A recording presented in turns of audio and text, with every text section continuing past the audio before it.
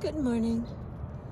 We're going to continue with Chapter 2, page 29, Emotion. In a negotiation, particularly in a bitter dispute, feelings may be more important than talk. The parties may be more ready for battle than for cooperatively working out a solution to a common problem. People often come to a negotiation realizing that the stakes are high and feeling threatened. Emotions on one side will generate emotions on the other. Fear may breed anger, and anger fear. Emotions may quickly bring a negotiation to an impasse or an end.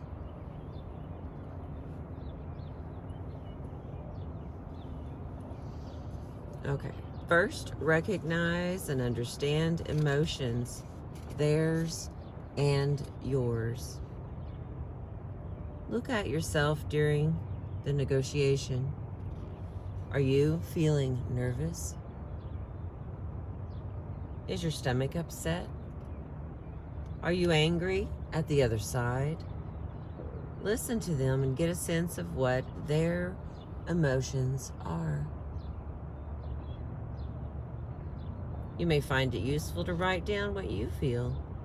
Perhaps fearful, worried, angry, and how you might like to feel confident, relaxed, and then do the same for them.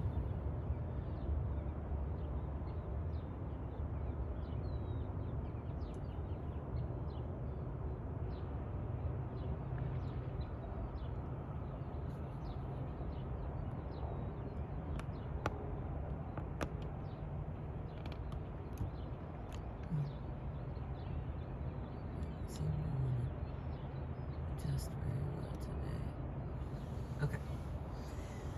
All right, so you're going to write down how you feel, and then you're going to write down how you would think you would like them to feel. In dealing with negotiators who represent their organizations, it is easy to treat them as mere mouthpieces without emotions. It is important to remember that they too, like you, have personal feelings, fears, hopes, and dreams.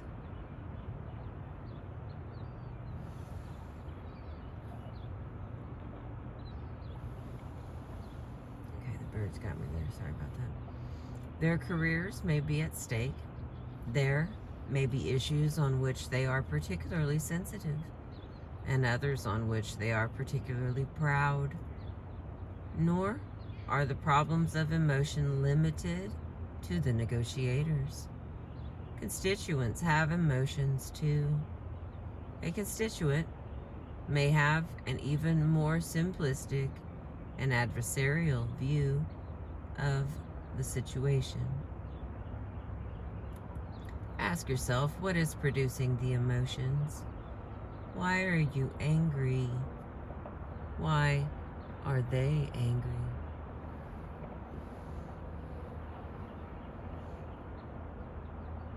Are they responding to past grievances and looking for revenge? Are emotions spilling over from one issue to another? Are personal problems at home interfering with business?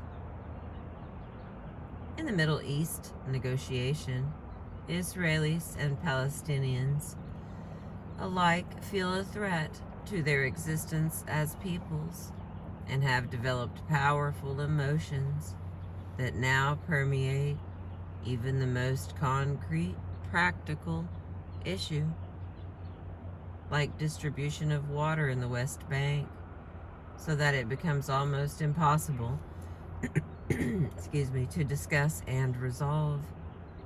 Because in the larger picture, both peoples feel that their own survival is at stake. They see every other issue in terms of survival. Here comes that sun, so I'm gonna move this steady.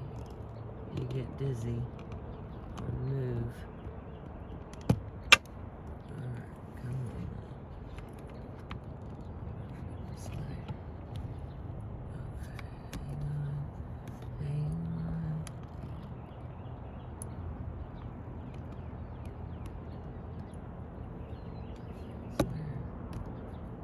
Some days it's easy with me. Other days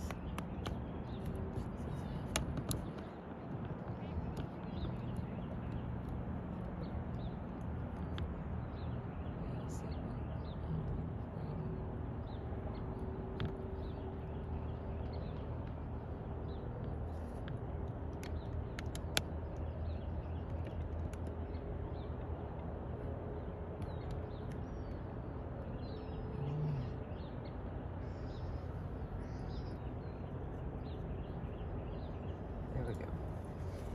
And this may not be my absolute best video, but the birds are very beautiful.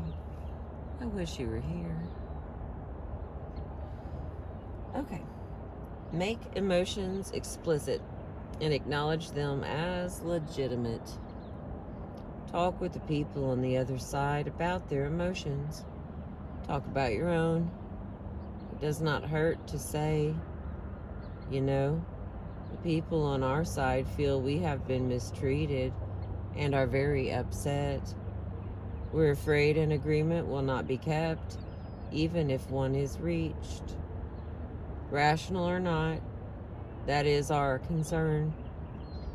Personally, I think we may be wrong in fearing this, but that's a feeling others have. Do the people on your side feel the same way? Making your feelings or theirs an explicit focus of discussion will not only underscore the seriousness of the problem, it will also make the negotiations less reactive and more proactive. Freed from the burden of unexpressed emotions, people will become more likely to work on the problem. And our next one, allow the other side to let off steam. Often one effective way to deal with people's anger, frustration, and other negative emotions is to help them release those feelings. People obtain psychological release through the simple process of recounting their grievances. If you come home wanting to tell your husband about everything that went wrong at the office, you will become even more frustrated if he says, don't bother telling me, I'm sure you had a hard day, let's skip it. The same is true for negotiators. Letting off steam may make it easier to talk rationally later. Moreover, if a negotiator makes an angry speech and thereby shows his constituency that he is not being soft, they may give him a freer hand in the negotiation. He can then rely on a reputation for toughness to protect him from criticism later if he eventually enters into an agreement.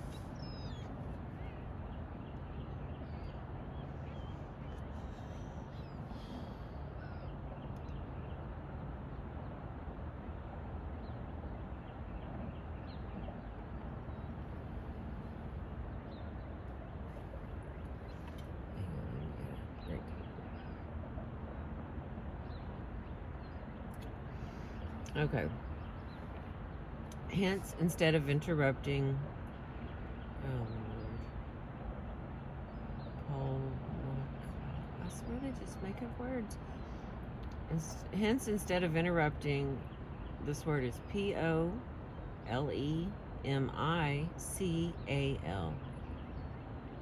I've never seen it before. Obviously, I didn't read this. This is a new book that a loved one found for me. So Here we go. We're going to just skip the words we don't know. It's an old English trick.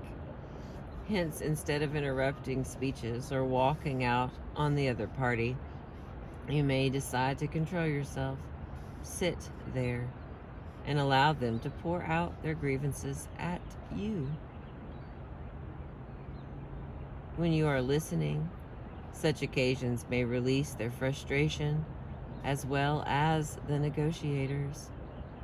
Perhaps the best strategy to adopt while the other side lets off steam is to listen quietly without responding to their attacks, and occasionally to ask the speaker to continue until they have spoken their last word. In this way, you offer little support to the inflammatory substance. Give the speaker every encouragement to speak himself out, excuse me, and leave little or no residue to fester.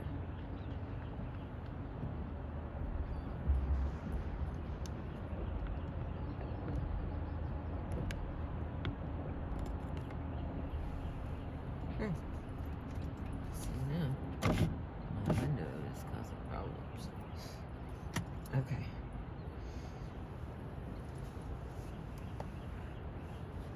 It's like the birds, they just be floating by. Alright, hang on 1 second. The next part is don't react to emotional outbursts. Stay with me. I'm going to move this again. Because there's a bunch of... Oh. I do dislike when that happens. Okay. Luck wins. I'm going to stop here and I'll pick back up. Thank you for letting me read Getting to Yes to you. I appreciate you.